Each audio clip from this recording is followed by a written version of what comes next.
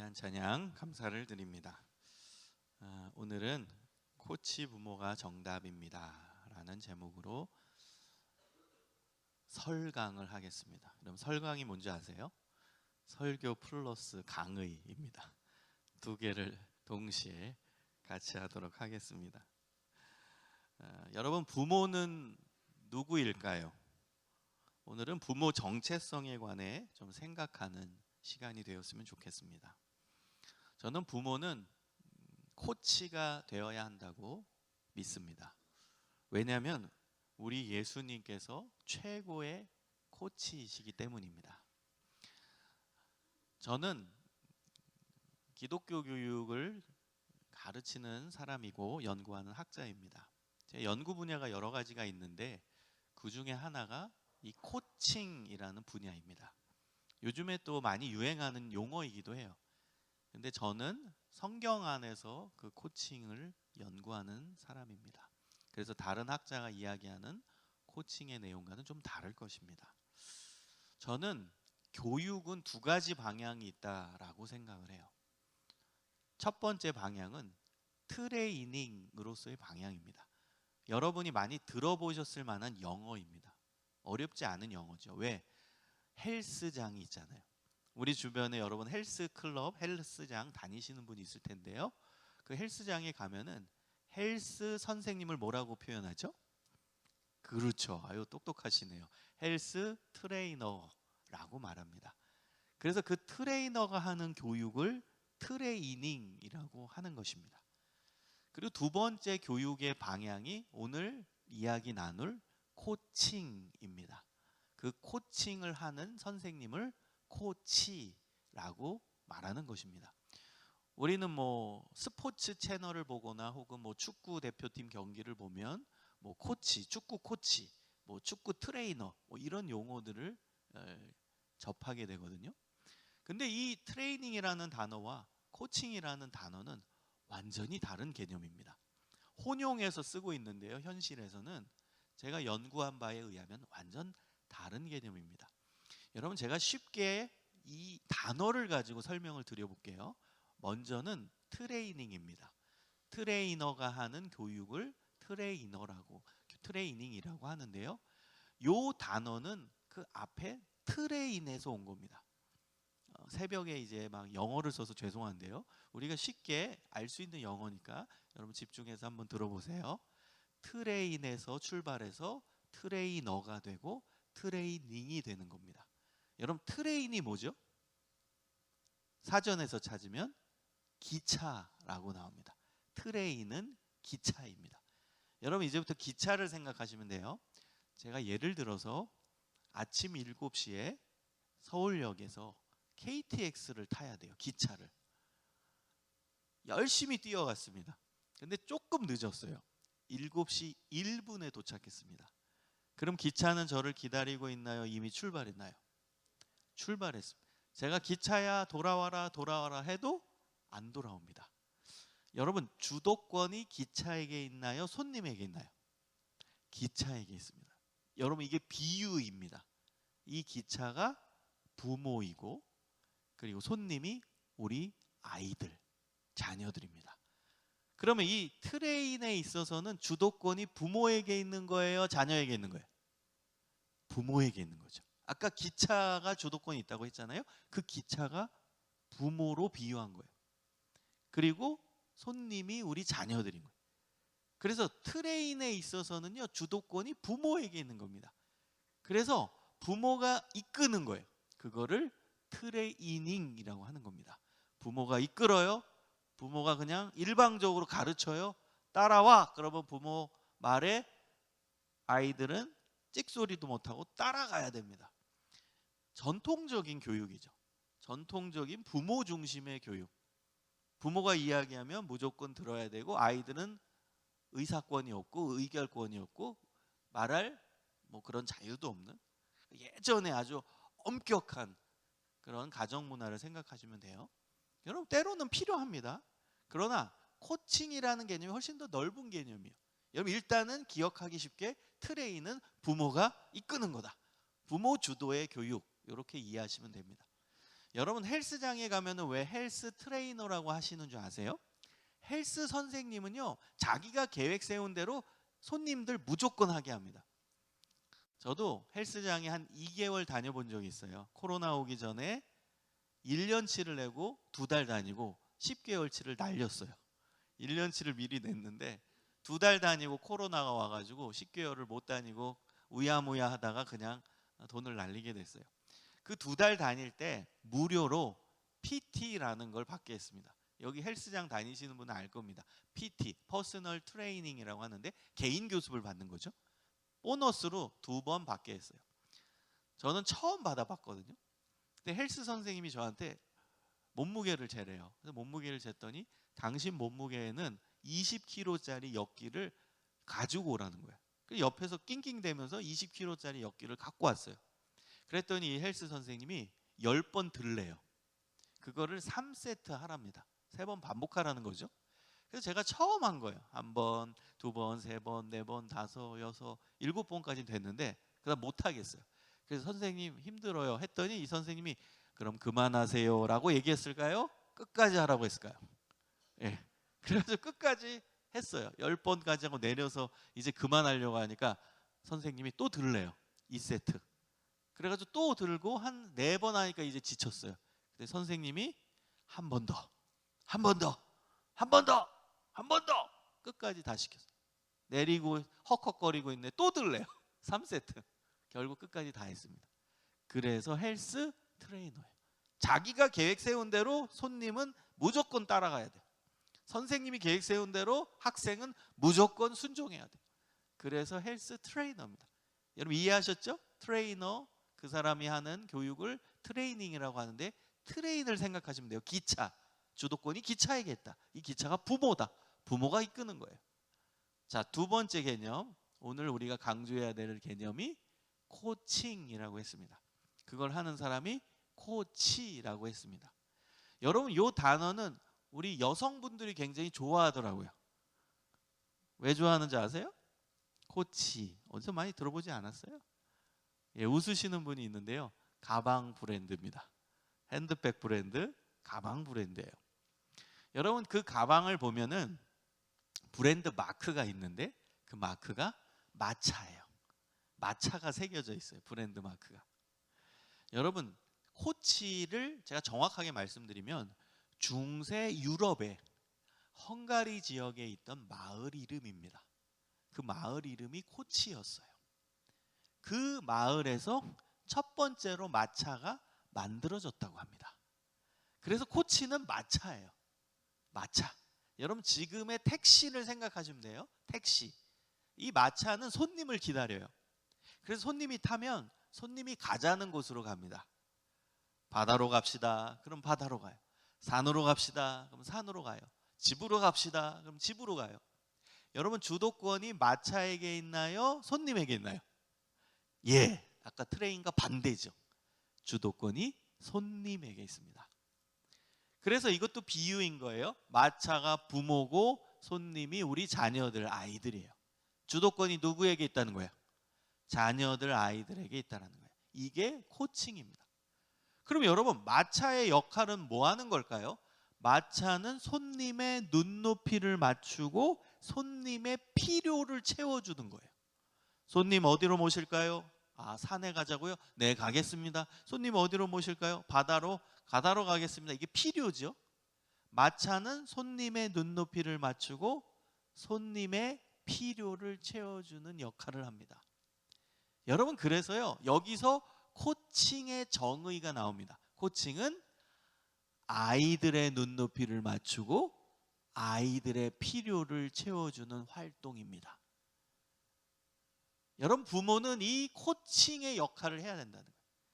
이 코칭 교육을 할 수 있어야 된다는 거예요. 달리 말하면 아이들, 우리 자녀들의 눈높이를 맞추고 자녀들의 필요를 채워주는 역할, 활동을 해야 한다는 거예요. 그걸 해주는 사람이 코치가 되는 겁니다. 여러분 아이들의 눈높이를 맞추고 아이들의 필요를 채워준다. 우리 자녀들의 필요가 뭘까요? 우리 자녀들은요 육적인 필요도 있고 정신적인 필요도 있고 영적인 필요도 있어요. 좋은 부모는요, 이 세 가지의 필요를 다 채워주는 부모입니다. 우리 애들이 여러분 배가 고파요. 그럼 뭐 해주죠? 밥 해주죠. 밖에 나가서 맛있는 것도 사주죠. 엄마 옷이 필요해. 그럼 옷 사주죠. 아빠 학비 내야 돼. 학비 내주죠. 이게 바로 육적인 필요입니다. 삶을 살아가면서 필요한 것들. 부모들은 그 부분을 잘 채워주고 그 부분을 채워줄 의무와 역할이 있는 거예요. 이게 육적인 필요죠. 두 번째 필요는 정신적인 필요입니다. 여러분 요즘에 우리 애들이 얼마나 힘들게 사는 줄 아세요? 학교 가서 공부 때문에 스트레스 받죠. 관계 때문에 스트레스 받죠. 특히 뭐 사춘기 아이들은 호르몬의 변화로 굉장히 감정이 업다운이 심하죠. 그거 다 스트레스예요. 힘들어해요. 근데 그 힘든 것을 털어놓을 어른이 없어요. 그걸 부모한테 털어놔야 되는데 부모한테 털어놓지 못해요. 그리고 동급의 친구한테 가. 왜 친구한테 갈까요? 친구는 이야기 들어주니까. 근데 엄마 아빠는 이야기 안 들어준다는 거예요. 잔소리만 한대. 애들 얘기입니다. 기분 나쁘게 얘기한대 엄마 아빠는. 이 아이들이 얘기해요. 그러니까 엄마 아빠한테는 얘기하기 싫대요. 애들이 스트레스가 너무 많은데 털어놓을 대상이 없는 거예요. 엄마 아빠가 가장 가까운 관계인데 엄마 아빠한테 자기 비밀 얘기를 털어놓지 못하는 현실이에요. 너무 안타깝죠. 그래서 여러분 부모는요, 아이들의 정신적 필요를 채워줘야 돼요. 힘든 이야기, 걱정의 이야기, 고민의 이야기, 괴로운 이야기, 학교 안에서 일어나는 이야기, 이것을 부모한테 털어놔야죠. 그래서 부모는 자녀들의 이야기를 충분히 듣고 그들을 위로해주고 그들을 응원해주고 격려해주는 그 역할을 해야 된다는 거예요. 이게 아이들의 정신적 필요를 채워주는 거예요. 자, 세 번째는 우리 아이들의 영적인 필요를 채워줘야죠. 여러분 부모는 가정 안에서 자녀들의 신앙 교사입니다. 이 정체성을 꼭 아셔야 돼요. 가정 안에서 신앙 교사예요. 그럼 아이들에게 신앙을 전수해야죠. 신앙 교육을 해야죠. 말씀을 가르치고 그리고 복음을 가르치고 말씀의 삶을 보여주고. 여러분 이게 바로 아이들의 영적인 필요를 채워주는 거예요. 영적인 부분에서 아이들의 갈망이 있다라는 거예요. 채워지길 원하는 갈망, 하나님을 알고 싶은 갈망, 성경을 알고 싶은 갈망, 기도하고 싶은 갈망. 우리 인간이라면 여러분 가지고 있어요. 하나님과 가까이 하고 싶은 그 욕구가 있다라는 거예요. 그 갈망이 있어요. 우리 애들이 없는 것 같아요? 안 그래요. 여러분 착각이에요. 어떤 분들 그래요. 요즘 애들은 신앙에 관심이 없다. 저는요 다음 세대 전문가입니다. 아이들과 깊이 있게 마음 문을 열고 대화하면 갈망이 있어요. 인간이라면 갖고 있는 갈망, 하나님을 향한 갈망이 있어요. 그거는 시대와 관계없이 세대와 관계없이 가지고 있는 갈망이에요. 인간 본연의 갈망이에요. 하나님을 향한 갈망. 우리 애들한테는 더 많아요. 왜? 그들은 스트레스가 많아요. 물론 어른도 스트레스가 많죠. 그러나 우리는 그걸 극복할 수 있는 어느 정도의 내공이 있는데 애들은 없어요. 그러니까 애들은 그 스트레스가 너무 괴롭게 다가오는 거예요. 입시 스트레스, 공부 스트레스, 뭐 여러 스트레스, 이거를 못 견디는 거예요. 그러니까 얘네들은 하나님에 대한 갈망이 있어요. 아, 이걸 누군가가 다 해결해 줬으면 좋겠는데, 내 모든 인생의 문제를 누군가가 해결해 줬으면 좋겠는데, 이게 영적 갈망이죠. 그래서 여러분 부모는요, 아이들의 영적인 필요를 채워줄 수 있는 사람이어야 돼요. 여러분 이렇게 육적인 필요, 정신적인 필요, 영적인 필요를 다 잘 채워주는 부모가 좋은 코치가 될 수 있어요. 여러분 우리가 아이들의 눈높이를 맞춘다. 눈높이를 맞출 때 전제가 뭘까요? 낮아져야 되죠. 여러분 쉽게 비유를 들면 내 키가 175예요. 우리 아이는 140이에요. 어떻게 해야 되죠? 눈높이 맞추려면? 그죠? 숙여야 되죠. 낮아져야 된다는 거예요. 이게 전제입니다. 여러분 코칭을 하려면 전제가 눈높이를 맞추는 건데 눈높이 맞추는 거의 전제는 낮아져야 돼요. 교육학에서 뭐 20년 전부터 다뤘던 단어가 뭐냐? 눈높이 교육이에요. 눈높이 교육을 하려면 낮아져야 돼요. 엄마 아빠가 낮아져야 돼요. 아이들 눈높이를 맞추려면 선생님이 낮아져야 한다는 거예요. 여러분 예수님께서 마태복음 18장 2절에서 4절에서 이렇게 말씀하시죠. 예수께서 한 어린아이를 불러 그들 가운데 세우시고 이르시되 진실로 너희에게 이르노니 너희가 돌이켜 어린아이와 같이 되지 아니하면 결단코 천국에 들어가지 못하리라. 여기서 돌이켜라는 말이 회개하다예요. 이게 헬라어 스트라테페라는 단어인데 돌이키다가 회개하다예요. 어른 상태에서 회개해서 어린아이 같이 되어야 된다. 그래야 천국에 들어간다. 그 뒤에 구절이 중요합니다. 그러므로 누구든지 이 어린아이와 같이 자기를 낮추는 사람이 천국에서 큰 자니라. 낮추는, 겸손이죠. 여러분, 하나님께서 우리에게 요구하시는, 우리 어른들에게 요구하시는 게 낮추라예요. 여러분, 이 마태복음 18장은 누구에게 하신 말씀이에요? 애한테 한 말이에요? 어른한테 하신 말씀이에요? 어른한테요. 그러니까 어른들한테 얘기하는 거예요. 낮추라고. 낮춰야 돼요. 여러분, 신앙의 출발은 겸손이죠. 하나님 앞에 낮추고 사람 앞에 낮춰야 돼요. 여러분, 제가 제 교육 패러다임을 완전히 바꾼 계기가 있어요. 10여 년 전, 한참 전 이야기인데요. 제가 어느 교회에서 교육 총괄 목사를 하고 있었어요. 그때 그 역할 중에 하나가 뭐였냐면 매주 청소년부 가서 설교하는 거였고 한 달에 한 번 정도는 아동부에 가서 설교하는 거였어요. 그래서 이제 아동부에 가서 이제 설교를 하는 날이었어요. 근데 그날이 하필 야외 예배 시간이었어요. 그래서 아동부 애들과 함께 야외 예배를 갔습니다. 그런데 야외 예배 이제 시작하기 한 30분 전에 어떤 4학년 아이가 저기 앉아가지고 이제 가만히 혼자 있는 거예요. 그래가지고 제가 걔한테 가서 야, 왜 너는 왜 혼자 있냐 그랬더니 저는 좀 자연을 바라보고 있다고 뭐 이러는 거예요. 그러더니 얘가 이러는 거예요. 목사님, 저기 나무가 굉장히 크잖아요. 저랑 한번 저기 안 갈래요? 그래서 걔가 저랑 같이 저기 뭐 느티나무인지 굉장히 큰 나무가 있었어요. 같이 저기 좀 가보자는 거예요. 그래서 같이 갔어요. 근데 걔가 또 앉더라고요. 그래서 저도 같이 앉았죠. 가만히 있는데 얘가 나무를 유심히 막 바라보는 거예요. 그러더니 뭐라고 얘기한 줄 아세요? 저한테? 목사님, 저는 이 나무를 보면 하나님을 알 수 있어요. 이러는 거예요. 와, 제가 충격을 먹었어요. 초등학교 4학년입니다. 나무를 보면 하나님을 알 수 있대요. 그래서 얘가 뭔 얘기하는 건가? 어떻게 하나님을 알아? 제가 이렇게 물었어요. 그랬더니 그 아이가 저한테 뭐라고 얘기하냐면 아니, 목사님은 목사님이 돼가지고 그것도 모르세요? 이러는 거예요. 그래서 난 모르겠는데 이게 무슨 얘기인지 좀 자세히 설명해 줄래? 했더니 얘가 이런 말을 합니다.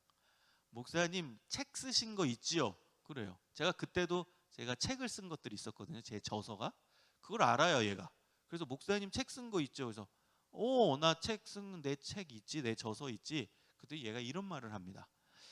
자, 목사님 책을 읽으면 목사님이 어떤 생각을 갖는지, 어떤 느낌을 갖고 사는지 알 수 있잖아요. 그건 결국 목사님을 알게 되는 거 아닌가요? 내용이 그래요. 그러고 하는 말이 이 나무는 하나님이 만든 작품이잖아요. 그럼 이 나무를 보면 하나님의 생각이 어떤지, 하나님의 어떤 느낌을 갖는지 알 수 있잖아요. 그건 결국 하나님을 알게 되는 거잖아요. 이렇게 얘기하는 거예요. 제가 얼마나 놀랐는지 몰라요. 여러분, 이 아이가 뭐 그냥 아무렇게나 얘기한 게 아니라요. 놀랍게 지금 이 아이가 이야기한 내용이 그 신학의 중요한 학문 중에 조직신학이라고 있어요. 어려운 학문인데요. 그 조직신학에서 자연계시라는 파트가 있어요. 그 영역. 그 자연계시라는 영역의 내용을 아이 눈높이에서 기가 막히게 설명한 거예요. 자연을 통해 하나님을 안다. 기가 막히게 설명한 거예요. 애들 눈높이에서. 저는 그 이후부터 제 교육 패러다임을 바꿨어요. 야, 아이로부터 배워야겠구나. 그래서 제가 그때 만든 말이 성장 교육이에요. 제가 처음 얘기한 겁니다. 그때는 제가 학자는 아니었지만 얘기하고 뭐 글에다 쓰고 막 그랬어요. 성장 교육, 영어로 growth education. 제가 그걸 주장한 사람이에요. 성장 교육. 제가 처음 얘기했어요. 성장 교육은 뭐냐면 교육의 현장에서 부모와 자녀가 함께하면서 같이 성장한다. 교육의 현장에서 교사와 학생이 함께하면서 같이 성장한다. 여러분, 과거의 교육 패러다임은 교사가 일방적으로 학생을 가르치고 부모가 일방적으로 자녀를 가르치고, 이게 전통적 패러다임입니다. 아까 얘기한 트레이닝. 자녀는 무조건 순종해야 되고 따라야 되고, 그 다음에 학생은 무조건 선생님이 얘기하는 거 절대 생각하지 말고 의심하지 말고 무조건 따르고 들으고 믿어야 되는 거. 이게 전통적 교육인데 성장 교육은요, 함께 배우는 거예요. 자녀도 부모로부터 배워서 성장하고 학생도 교사로부터 배워서 성장하고 반대로 교사도 학생한테 배워서 성장하고 부모도 자녀를 통해 배워서 성장하고 그래서 함께 성장해 간다. 저는 이것이 기독교 교육이라고 생각해요. 왜냐하면 우리는 다 완성형이 아닙니다. 여러분 하나님 앞에 완성되셨어요? 그렇게 말할 수 있는 사람이 어디 있겠습니까? 제가 좋아하는 구절이 여러분 에베소서 4장 15절이에요. 오직 사랑 안에서 참된 것을 하여 그리스도 예수에게까지 자라가라. 우리는 목표가 예수님이에요. 근데 우리가 어떻게 완성형이라고 얘기할 수 있겠어요? 우리도 부족하죠. 여러분 부모로서 얼마나 부족합니까? 교사로서 얼마나 부족합니까? 다 부족한 존재예요. 우리 아이나 우리 부모나 우리 학생이나 우리 교사나 다 목표는 예수님, 예수님에게까지 자라가는 자들이에요. 우린 다 부족하다는.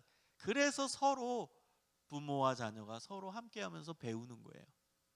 교사와 학생이 함께하면서 서로 배우는 거예요. 여러분 예수님께서 우리가 낮아져서 아이들과 함께하기를, 아이들의 눈높이를 맞추기를, 아이들을 품기를. 여러분 눈높이를 맞춰야 사랑이 일어나는 거예요. 여러분 눈높이를 맞춘다라는 건 희생을 전제로 하는 거죠. 내가 고개를 숙여야 되잖아요. 내가 그들에게 맞춰야 되잖아요. 그건 희생과 손해를 전제로 해요. 근데 여러분 왜 희생과 손해가 중요할까요? 그래야만 사랑이라고 증명되기 때문입니다. 여러분 희생하고 사랑해야 사랑이 증명되는 거지, 내가 손해보는 게 없고 희생하는 게 없는데 사랑한다? 그 대상을, 그건 증명이 안 되는 거예요. 여러분 옆 사람이 나한테 다 맞춰줘요. 야 나 짜장면 먹고 싶은데 짜장면 먹으러 가자. 야 나 이거 좋아하는데 그래 이거 해줄게. 야 나 지금 피곤해. 그래 안마해줄게. 옆 사람이 나한테 다 맞춰줘요. 여러분 그때 내가 옆 사람을 그래 난 널 사랑해, 그 말이 증명될 수 있을까요? 희생하는 게 전혀 없다, 손해보는 게 전혀 없다면 그 대상을 사랑한다고 말하면 안 돼요. 사랑의 전제는 희생과 손해봄입니다. 내가 그 사람한테 맞춰주고 그 사람한테 뭔가를 주고 선물을 주고 시간을 내고 희생하는 게 있고 손해보는 게 있어야 그 대상을 사랑한다라고 말할 수 있는 거예요. 여러분 예수님께서 우리를 구원하시기 위해서 오늘 본문에 보면은 이 땅에 오시잖아요. 이 자체가 사실은 희생이에요. 손해보신 거예요. 저는 옛날에 그런 상상을 해봤어요. 하나님이 그냥 하늘에서 무서운 음성을 발하셔가지고 야 이 나쁜 놈들아 회개해라 막 천둥번개 같은 소리로 하나님이 하늘에서 음성을 발하셨다면 더 많은 사람들이 일시에 회개하지 않았을까요? 여러분 그런 생각 안 해봤어요? 저만 했어요? 전 그런 생각을 해봐요. 하나님이 구원의 방법을 좀 권위적으로 하늘에서 막 천둥번개 소리를 내려서 야 이 세계에 있는 놈들아 너네 하나님 아직도 안 믿느냐, 무릎 꿇고 회개해라, 막 그런 음성이 하늘에서 무섭게 들렸다면 일시에 사람들이 막 이게 뭐야, 이런 엄청난 일이 일어나네, 신은 살아있었어 막 그러고 막 다 튀어나와서 무릎 꿇고 잘못했습니다 회개합니다, 그러지 않았겠어요? 그런 신비적인 역사가, 신비적인 광경이 일어나면. 근데 왜 하나님은 그런 방법을 쓰지 않고 인간의 몸을 입고 이 땅에 오셔서 가장 가난하게 사시고 그러다가 가장 처절하게 죽으셨을까요? 한마디로 희생이죠. 예수님은 마국간에서 태어나셨어요. 그 자체가 희생이죠. 예수님은 공생의 기간 동안 희생, 머리 둘 곳조차 없는 희생, 그 다음 아무것도 갖지 못하는 희생, 손해봄, 그리고 마지막 십자가에서는 인간이 만든 최악의 고통을 경험하는 사형법으로 돌아가시는 희생, 손해봄. 왜 그러셨을까요? 왜 그러면서 인류 구원을 이루셨을까요? 왜 그 방법을 사용하셨을까요?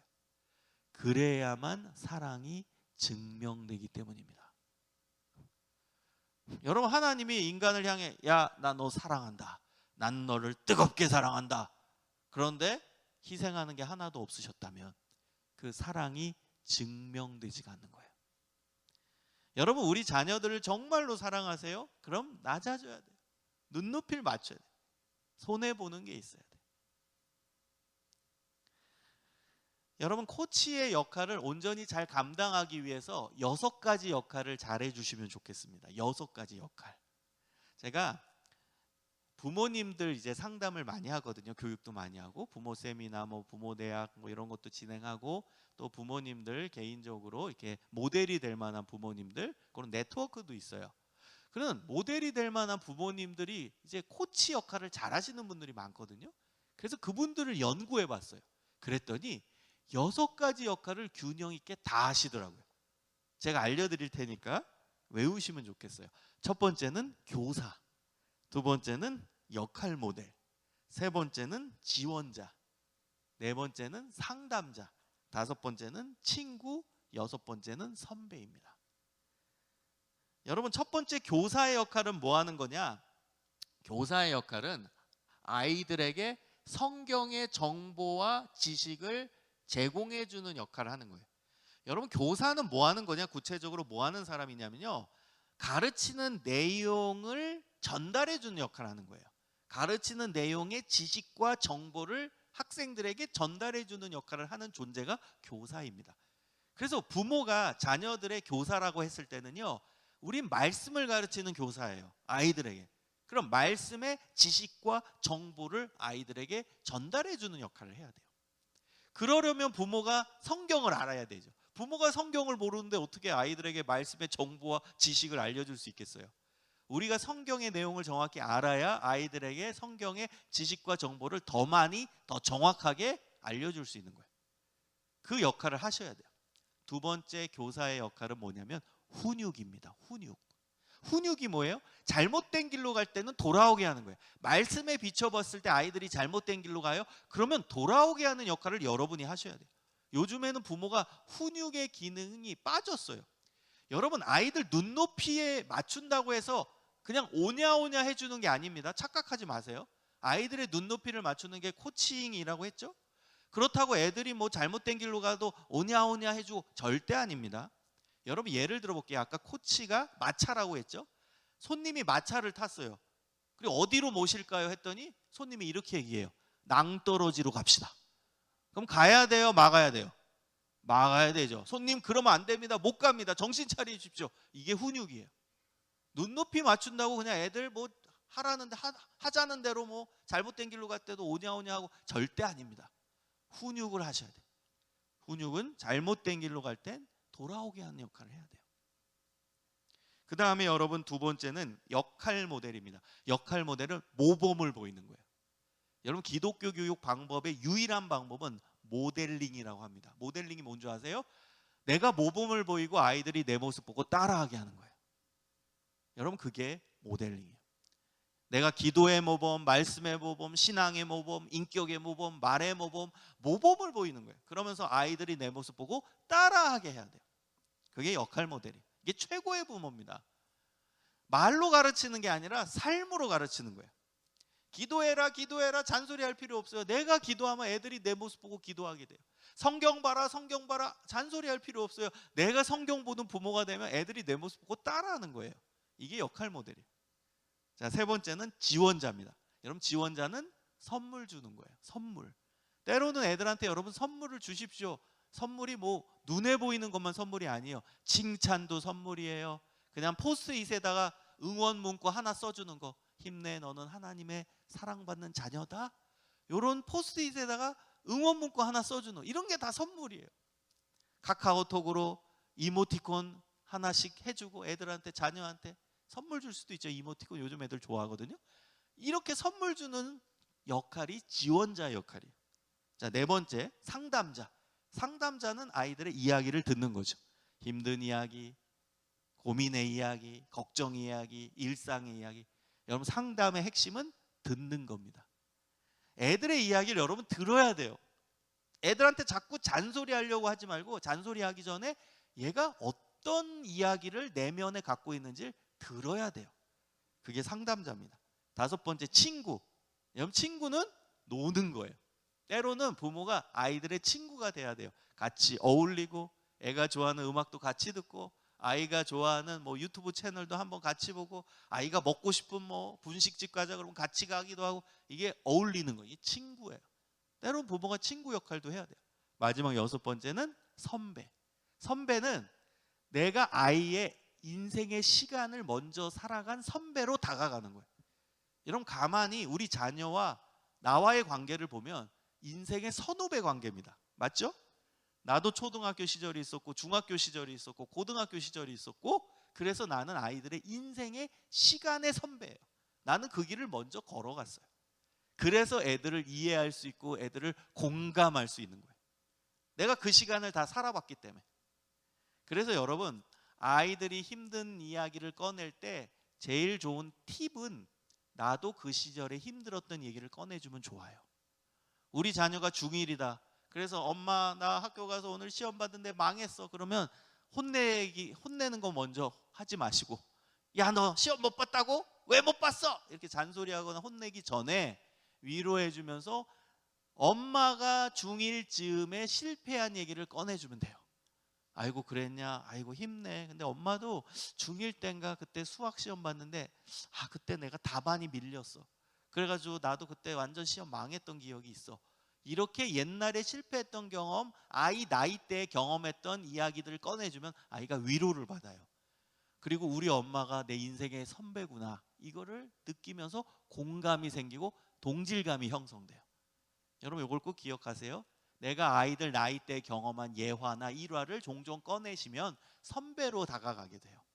자, 외우셨죠? 6가지 역할. 첫 번째 뭐예요? 교사. 교사는 말씀의 정보와 지식 전달하는 사람, 훈육하는 역할. 두 번째는 역할 모델, 모범을 보이라. 세 번째, 지원자, 선물 주고. 네 번째, 상담자, 이야기를 듣고. 다섯 번째, 어울리고. 여섯 번째, 선배. 여러분, 우리가 왜 이 코치의 역할을 해야 되냐? 우리 예수님이 바로 최고의 코치이시기 때문이에요. 여러분, 오늘 빌립보서 2장 6절에 8절은 간단해요. 하나님이 인간의 몸을 입고 이 땅에 오신 성육신 사건에 대한 해석이 나옵니다. 전지전능하신 하나님, 모든 권위를 가진 하나님, 모든 능력이 있는 하나님이 인류 구원을 위해서 아까 제가 얘기한 대로 막 하늘에서 막 무서운 음성을 바라고 권위적으로 얘기하신 게 아니라 친히 본인이 희생을 각오하고 인간의 몸을 입고 이 땅에 오셨어요. 이 땅에 오셨어요. 왜? 인간의 눈높이를 맞추시죠. 평범한 인간으로 오신 것도 아니에요. 어떤 모습으로 오셨다? 종의 모습을 갖고 오셨다. 여러분, 당시에 가장 낮고 연약한 사람들이 종이었어요. 그 종의 눈높이를 맞춰서 오셨어요. 그 이유가 뭔지 아세요? 모든 인류의 눈높이를 맞추시려고. 여러분, 한 공동체의 눈높이를 다 맞추려면요, 그 공동체 가장 낮고 연약한 부분의 눈높이를 맞추면 그 공동체 전체를 품게 됩니다.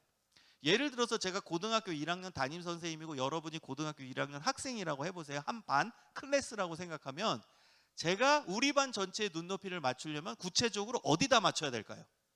공부 잘하고 집안 배경 좋은 아이들의 눈높이를 맞춰야 될까요? 아니면 공부 못하고 힘든 아이들 눈높이를 맞춰야 될까요?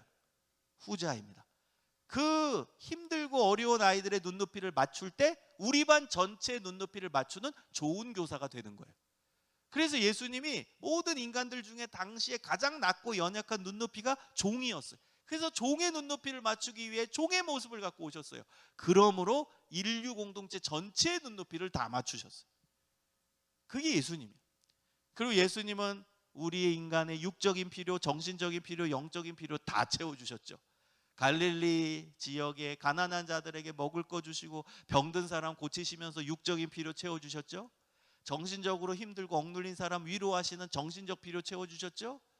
하나님 나라의 복음을 선포하시고 하나님 말씀을 가르치시면서 인간의 영적인 필요를 채워주셨죠. 아까 제가 코칭의 정의 말씀드렸죠. 인간의 육적인, 정신적인, 영적인 필요를 채워준다. 아이의. 예수님이 그러셨어요. 그리고 방금 전에 외운 6가지 역할도 예수님 다 하셨어요. 예수님 하나님 말씀 가르치시는 교사셨죠. 잘못된 길로 갈 때는 혼내셨죠. 제자들이 잘못된 길로 갈 때는 돌아오라고 하고, 유대 지도층 인사들이 잘못했을 때는 강력하게 비판하시면서 돌이키라고 말씀하신 분, 훈육하신 거예요. 예수님 교사셨어요. 그 다음에 예수님 역할 모델이셨어요. 인격의 모범, 삶의 모범, 말의 모범, 제자들의 발을 씻기시는 모범, 모델링 하셨어요. 역할 모델. 세 번째, 예수님 지원자입니다. 예수님 우리 기도하면 들어주시죠? 기도 응답 여러분 받으시죠? 이게 선물이에요. 아까 제가 지원자는 어떤 역할이라고 했어요? 선물 주는 역할. 예수님 선물 주시는 분이에요. 네 번째, 상담자. 예수님은 우리 이야기를 다 들어주시는, 우리 지금 기도하면 다 들어주시는 분이에요. 상담자예요. 여러분, 예수님과 성령님의 공통된 별명 하나가 있습니다. 그게 뭔지 아세요? 보혜사입니다. 보혜사에 해당하는 헬라어 단어가 파라클레토스인데 가장 포괄적으로 번역된 내용이 상담자입니다. 예수님 상담자예요. 다섯 번째, 요한복음 15장 15절에 의하면 너희는 나의 친구라. 예수님 우리의 친구셔요. 마지막 여섯 번째, 예수님은 우리 인간의 고난의 선배이십니다. 예수님은 이 땅에서 고난 속에 사시고 십자가에서 죽으시면서 인간이 느끼는 최악의 고통을 경험하심으로 우리가 이 땅에 살면서 경험하는 모든 고난을 공감하시는 고난의 선배이십니다. 여러분, 예수님 최고의 코치 맞죠? 이 여섯 가지 역할 다 하셨어요. 그래서 우리는 예수님을 닮아 우리 자녀들에게 좋은 코치가 되어야 되는 것입니다. 우리 예수님을 따라 삽시다. 예수님이 우리의 모델이십니다. 예수님을 닮아서 우리 자녀들에게 좋은 코치로, 우리 손자 손녀들에게 좋은 코치로 다가가시는 믿음의 자녀, 믿음의 하나님이 기뻐하시는 하나님의 일꾼, 하나님께서 기뻐하시는 좋은 부모, 좋은 조부모님들이 되시기를 주님의 이름으로 축원합니다. 기도하겠습니다. 하나님 감사합니다. 오늘 이 아침에 주님의 말씀을 보게 하시니 감사합니다. 예수님 우리를 위해서 낮아지시고 우리 눈높이를 맞추시고 우리의 육적인, 정신적인, 영적인 필요를 다 채워주셨습니다. 그 예수님을 본받아 우리도 가정 안에서 우리 자녀들에게, 우리 손자 손녀들에게 코치의 역할을 온전히 잘 감당케 하여 주시옵소서. 주님을 붙들고 살아가기를 소망합니다. 주님 저희들에게 소망을 주시고, 주님 저희들에게 능력을 주시고, 주님 저희들에게 지혜를 주시옵소서. 겸손한 마음으로 우리 아이들을 대하겠습니다. 겸손한 마음으로 우리 자녀들을 섬기겠습니다. 겸손한 마음으로 우리 자녀들 양육하겠습니다. 저희들과 함께하여 주옵소서. 감사하오며 예수님의 이름으로 기도합니다.